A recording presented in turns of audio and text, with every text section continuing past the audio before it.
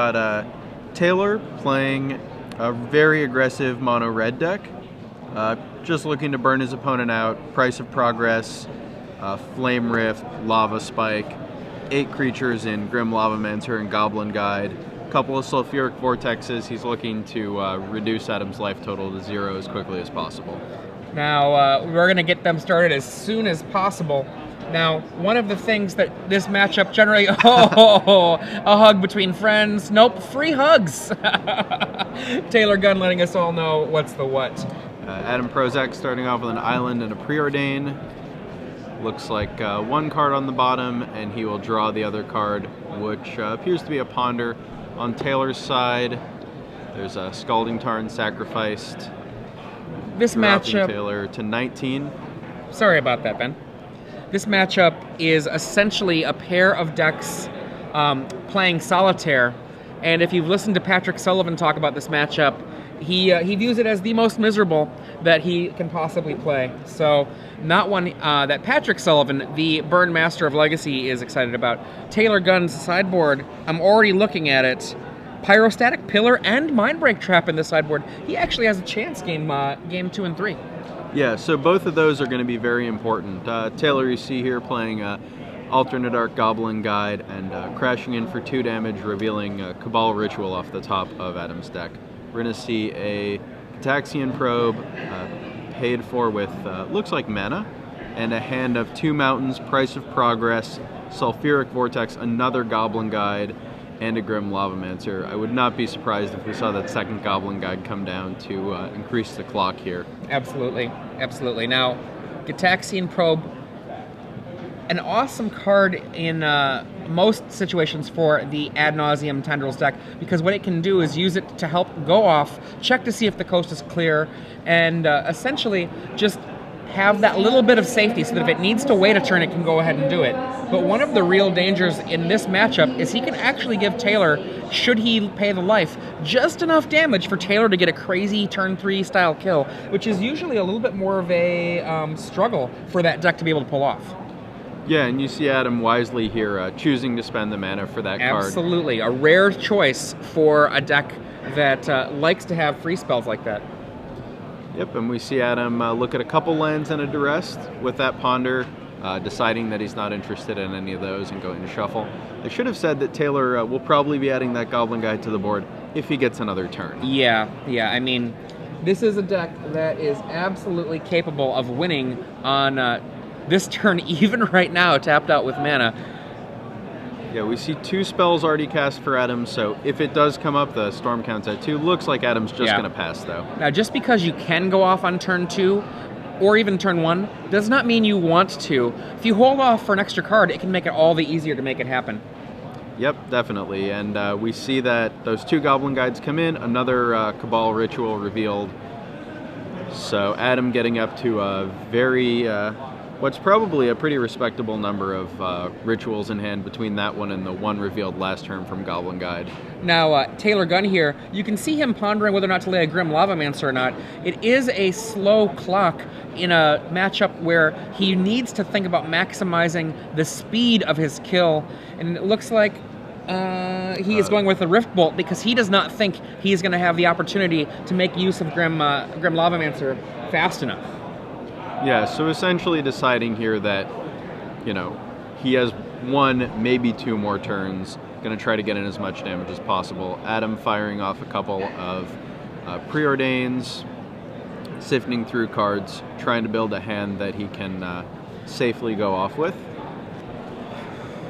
For those of you who are just joining us, I'm Adrian Sullivan. Here in the booth with Ben Hayes, we can see Taylor Gunn on the left with Mono Red, Adam Prosak on the right with Ad Nauseam Tendrils, and Adam, I think, about to go for it right now. Yep, that die comes out representing how many spells have been cast this turn. The other one, how much mana Adam has. He goes up to 5 mana off of that Cabal Ritual. And now we see 8 mana and 5 spells. 6 spells for a Lion's Eye Diamond. Adam actually has a land that I think... Did he played that Underground Sea? Yes, he did. Turn, so...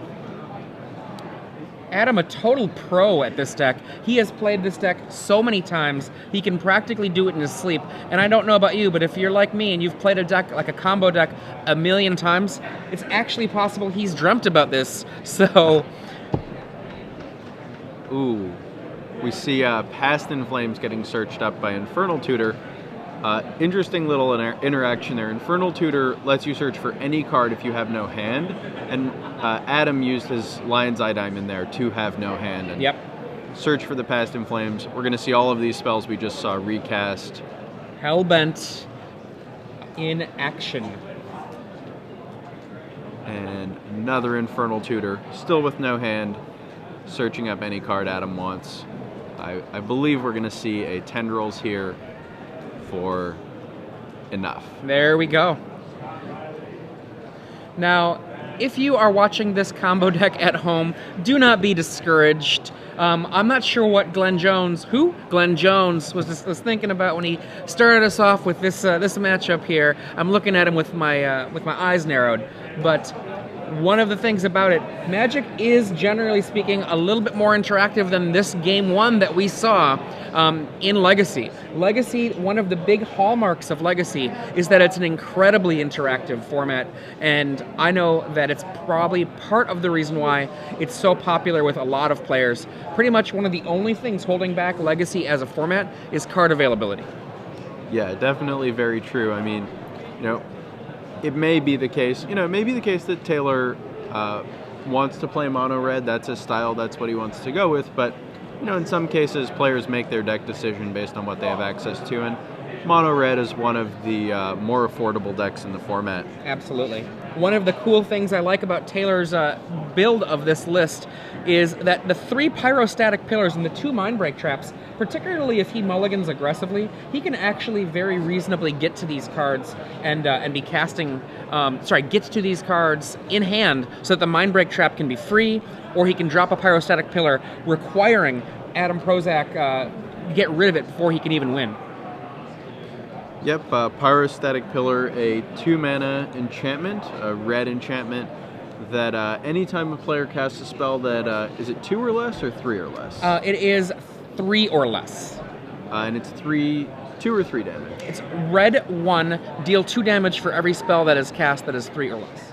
Right, so if he has that enchantment in play, you saw Adam cast those Preordains, Lion's Eye Diamond, Lotus Petal, Cabal Ritual, even the Infernal Tutor. All of those cards are going to trigger Pyrostatic Pillar. All of them are going to make Adam take a bunch of damage.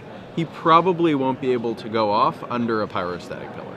For those of you who play fun formats, I used to play a 5-color deck that was, as in a 5-color Contract from Below style deck, that was practically mono-red. You're required to play all 5 colors, but I made it practically mono-red. And Pyrostatic Pillar, awesome in any format where people are casting 1s and 2s and 3s. And one of the things, a deck like mono red in Legacy, a format that's actually a true tournament format, it gives you a chance against the combo decks, but one of the problems with the card is that Pyrostatic Pillar does nothing in many matchups. So it's basically a decision. Do you think you're going to see some combo? Well, then maybe consider this card. And some combos don't actually, it doesn't do much against some combos. Yeah, the, maybe more traditional combos where you're combining 2 spells or combining 2 cards or 3 cards might not do as much against those, but it's very effective against a deck like Storm. For those of you who are just joining us, you can see on the right Adam Prosak, a regular figure here at the Star City Games Open Series. Taylor Gunn, no stranger to Star City Games himself. I'm Adrian Sullivan, and I'm here with Ben Hayes. This is the Star City Games Open Series. It is Legacy, Day 2, Round 3 of this 9-round event. You can see both these players on camera chatting, having a good time, laughing. They're very good friends outside of Magic. Also, they do a podcast together called The Bridge. So, check that out if you're interested. If you are a fan of good Magic talk, Adam Prosak knows Magic. So you should make sure that if you like that kind of thing, pay attention, listen to him, and as you said, The Bridge. Yep. Looks like, I believe Adam has kept his hand, and Taylor about to draw his. And we'll see. Nope, not interested at all in that one. Just ships it right back. Probably, as Adrian was saying, looking for one of those anti-combo cards, one of those hate cards that he boarded in, either a Pyrostatic Pillar or a Mindbreak Trap. And I would bet not seeing one in either of the first two hands, given how quickly he mulliganed them. Nothing wrong with hunting for your trump cards. I don't think that it is even possible for Taylor Gunn to win if Adam has anything reasonable, unless he has one of those two cards. Yeah, and he sees that Adam's kept 7 cards, so really any 7 cards out of Storm are very dangerous for a fair deck like Mono Red. We have the opening Rift Bolt from Taylor Gunn. Can also see a Price of Progress in his hand, which Adam played around very well by using both fetch lands to get islands in the first game. And he chooses to get an island again, very aware of the possibility of Price of Progress dealing a bunch of damage. 2 mana for each player takes 2 damage for each non-basic land they control. Ponder, the 3 Moon Ponder, my particular favorite. Yep, and he chooses to shuffle off that one. Adam Prosak has been sticking to his guns here, playing basically only Ad Nauseam for a very long time now in Legacy. And I mean, I don't know if there's anyone in Legacy that I'm aware of, at least in the Star City game circuit, who has been playing it more. Yeah, I think you're right. I think he is the champion of that deck right now. We see a Lava Spike fired over, as well as that Rift Bolt that was suspended on turn 1. Dealing Adam some good damage, but not sustained damage. So we'll see if Taylor can find a source of that, or if he has a one of those hate cards to keep himself in this game. But Adam has a whole handful of cards, and that is not what Taylor wants to see. Main phase Brainstorm here from Adam. Now, I've often said main phase Brainstorm is the best kind of brainstorm, and a lot of that has to do with a lesson that I learned from Ian DeGraff, a Midwest player who was a kind of legacy leader. He was a part of a legacy team back in the day, ICBM, which stood for I Can Beat Mean Deck. Mean Deck, of course, the kind of best-known legacy players from the legacy community standpoint. And Ian DeGraff has to be proud this weekend. One of his proteges, Owen Turtenwald, now in the top 4 of the Pro Tour, happening as we speak. Duress knocks out Price of Progress, and we see that Arabian Mountain, the sole card left in Taylor Gunn's hand.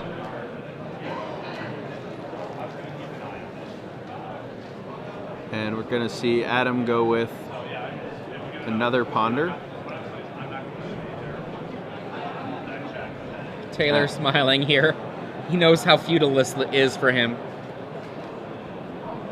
Yep, after having his Price of Progress duressed away, that, to be fair, wouldn't have dealt any damage to either player anyway. Yes, this is true. And shuffle off Ponder. We'll see what Adam can come up with, but I don't anticipate this game lasting too much longer. I see it looks to be a Dark Ritual in Adam's hand. Oh, that's a Lightning Bolt. Adam's still sitting at a healthy amount of life.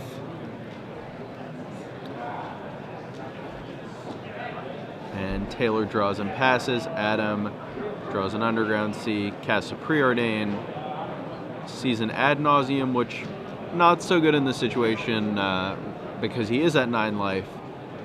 We'll see what he chooses to do with that.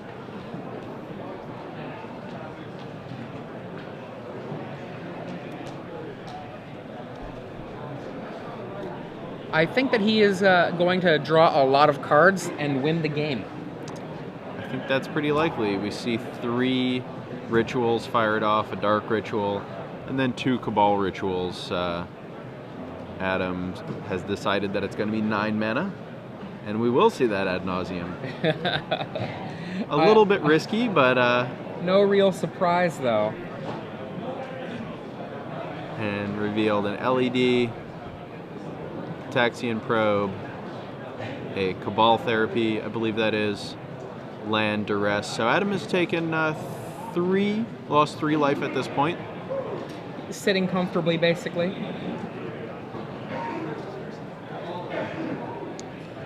4.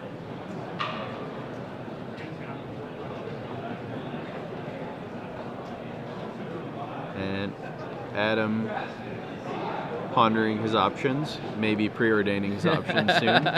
Pondering his options. It sounds like you've been taking pun lessons.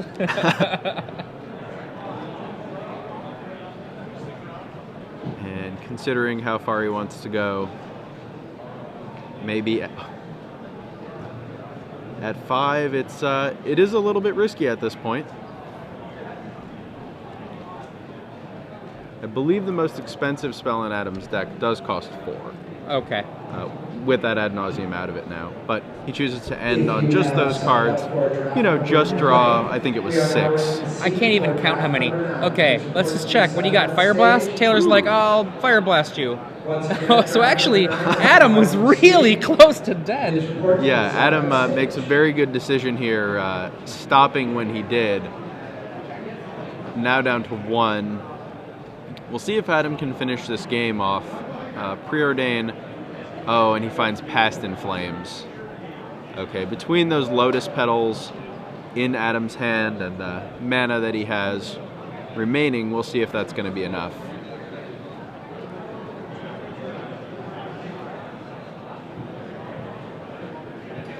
I think Adam is in good shape.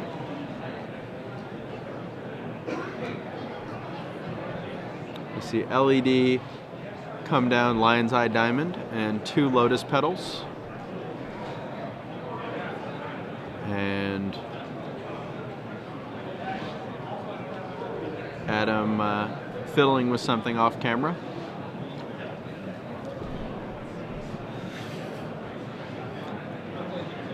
A bunch of spells left in hand. What looks like a Chain of Vapor, Past in Flames. I believe the storm count is 11, and Adam has 3 mana, so... I'm not sure. I think he might have miscounted. I think it might be 37. Maybe 80.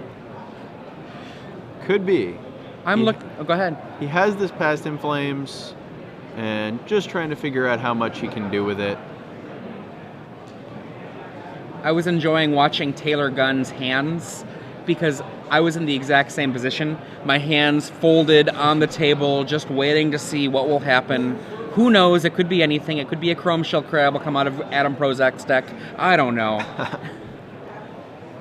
Yeah, I think Adam is gonna be able to take this game. We'll see. He has quite a few rituals left. I'm confident. Still some friendly banter going on. For those of you who don't know what the Ad Nauseam Tendrils style decks do when they win, after making a ton of mana and casting a million trillion spells, they fire off typically the namesake Tendrils spell, but they sometimes do sideboard other storm spells for the kill. But typically it's just that Tendrils for the kill. Just to make it essentially all of the cards that you have in your deck will help you kill them, except for the one actual kill spell, so you don't actually draw it at the wrong time. Right, exactly. Just a lot of redundancy, and then that one way to finish off the game.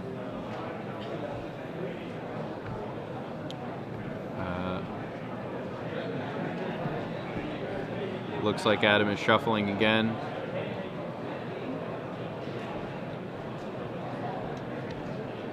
So the storm mechanic, I mean, I feel like most people watching are probably familiar, but spells that have the storm mechanic, you get the effect of the spell, and then you get the effect of the spell again for each spell that's been cast before it on that turn.